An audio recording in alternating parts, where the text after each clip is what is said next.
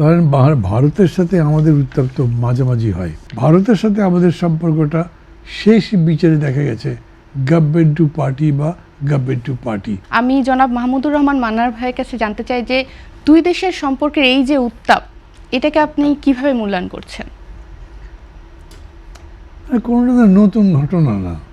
ধরেন ভারতের সাথে আমাদের উত্তপ্ত মাঝামাঝি হয়, ছড়ায়, আবার বিকিরণও করে, তারপরে আবার আস্তে আস্তে ঠান্ডাও হয়।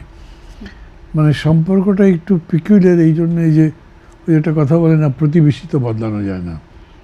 সো আপনি রাগ করেন কিন্তু তারপর তার সাথেই বাস করতে হয়, ফলে আবার রাগ প্রশমিতই করতে হয়, নাহলে একসাথে বাসই করবেন কেমনে? সারা জীবন ধরে রাগ নিয়ে থাকা যায় না। বিষয়টা বর্তমান সময় যেটা হয়েছে সেটা খুব যে বড় ইস্যু হয়েছে তা না, কিন্তু আপনাদের দিয়ে আজকে আমি দ্বিতীয় একটা টক শোতে আসছি, সেটা অনলাইন মিডিয়া হোক বা টিভি হোক, তারা এটা করছে। বোঝা গেল যে কোনো মিডিয়া ব্যাপারটাকে খুবই গুরুত্ব দিচ্ছে, পত্রপত্রিকাও লিখেছে সেরকম করে, কেউই খুব ফালতু মনে করছে না। যেমন ধরেন নরেন্দ্র মোদী এবার যেটা তার এক্সে লিখলেন,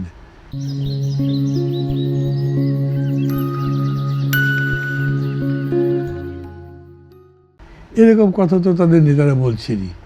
কিংবা রাজীব গান্ধীর কথা যদি বলেন, তো এগুলো মানে খুবই কমন বিষয়। কিন্তু বাংলাদেশের যুদ্ধকে তারা কোনো সময় নিজের যুদ্ধ মনে করেছে এরকম তো আমরা দেখিনি। আর হিস্টোরিক্যাল এভিডেন্সটা এরকম হয়েছে যে বাংলাদেশ পাকিস্তান আর্মি সারেন্ডার করেছে ইন্ডিয়ান আর্মির কাছে।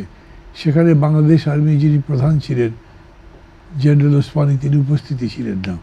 এরকম কথা আছে যে তার হেলিকপ্টারে গুলি করা হয়েছিল, তাকে হত্যা করার জন্যই হোক অথবা তার যাত্রা বিঘ্নিত করার জন্য হোক, তিনি যেন থাকতে না পারে সেই ব্যবস্থা করতে। তো ওইটাতেও মনে হয়েছে যে ইন্ডিয়া তো বলতেই পারে যে আমাদের কাছে সারেন্ডার করেছে, যুদ্ধ তো আমরাই করেছি, তোমরা ঠিক আছে 2-4টা ব্রিজ হয়তো ভেঙেছ, কিন্তু মূল যুদ্ধ, বিজয়ের যুদ্ধটা তো আমরা করেছি। ধরেন এই যে এয়ার রেইড হয়েছে, বোমাবর্ষণ হয়েছে, গ্রাউন্ড ফোর্সকে একেবারেই পর্যুদস্ত করে দিয়েছে ইন্ডিয়ান এয়ার। তো এগুলো থেকে নিশ্চয়ই তাদের এরকম বলবার সাহস হয়েছে যে এটা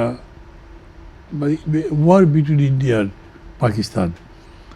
অথচ বাস্তবটা ছিল যে বাংলাদেশ স্বাধীন হয়েছে এই ঘটনার মধ্যে দিয়ে, এবং বাংলাদেশের সাধারণ মানুষ যুদ্ধ করেছে, এবং সেই যুদ্ধটাও একটা বাস্তব সত্য। কেউ সাহায্য তো করতেই পারে, সেজন্য তাদের কাছে হয়তো আমাদের কৃতজ্ঞতা থাকবে, কিন্তু যখনই মনে হবে সাহায্যের নাম করে পরে তারা আমাদেরকে লুট করবার কাজে বা আমাদেরকে নিঃশেষ করবার মতো পদক্ষেপ গ্রহণ করছে, তখন নিশ্চয়ই মানুষের ফিলিংটা আগের মতো থাকবে না। এই জন্যেই, এবং রাজনৈতিকভাবে যদি দেখেন ভারত বাংলাদেশের যে সম্পর্ক, জনগণের সাথে জনগণের সম্পর্ক তো এটা কখনোই হয়নি। আর মাঝে মাঝে আমি অনেকভাবে বুঝতেও পারি না জনগণের সাথে জনগণের সম্পর্কের ব্যাখ্যাটা আমরা কীভাবে করি।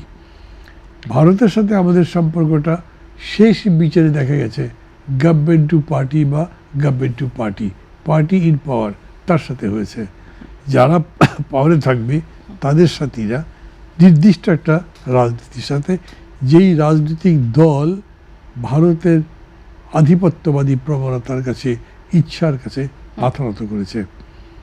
আগে যিনি প্রধানমন্ত্রী ছিলেন শেখ হাসিনা তো কয়েকবারই বলেছেন যে আমরা ভারতকে যা দিয়েছি সেটা ভারত কোনোদিন ভুলবে না।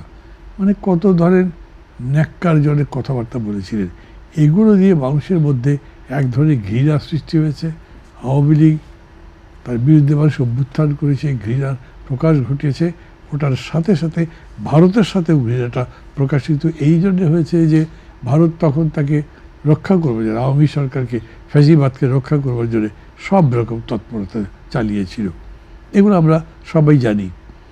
এই প্রেক্ষিতে বিশেষ করে ধরেন যখন 3টা নির্বাচন ফ্লড খালি না, ওটা কোনো নির্বাচনই না, এবং সেই নির্বাচনকে ভারত আগ বাড়িয়ে স্বীকৃতি দিল, উচ্ছ্বসিত প্রশংসা করলো, তখন এইবারের নির্বাচনে ভারতীয় কর্তৃপক্ষ বা সরকার আমাদের বর্তমান সরকারকে উপদেশ দেবে নির্বাচনে যেন ভালো হয়।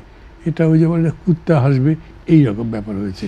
ওরা কিভাবে বলে ওরাই তো এই দেশে গণতন্ত্র হত্যা করেছে, এই দেশে নির্বাচন প্রক্রিয়া ধ্বংস করে আমি দিয়েছে।